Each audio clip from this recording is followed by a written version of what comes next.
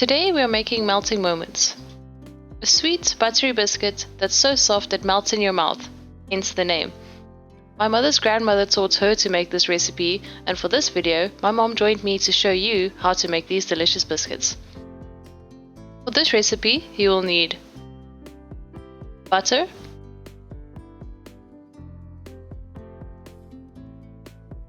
flour,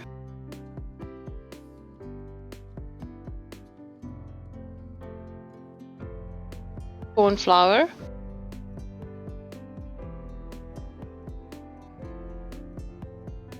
icing sugar, and salt. And that's it. I'm pretty sure butter was cheaper back in the day for my great-grandmother, but this recipe is worth the cost of butter. Melt the butter and set aside to use later. Preheat your oven and prepare the baking trays by lining them with baking paper. Sift together the flour, corn flour, and icing sugar. Pour the melted butter into the flour mixture and mix together to form a soft dough. If you notice the dough is too wet and oily from the melted butter, add a tablespoon of flour and mix together until your dough has come together. Don't forget the salt! There we go! The dough should be soft, so don't add too much flour. Just make sure it's firm enough to form a ball. Don't add too much flour, because if you do, the biscuits will turn out dry and hard, and you don't want that. It's melting moments, not dry and crunchy moments.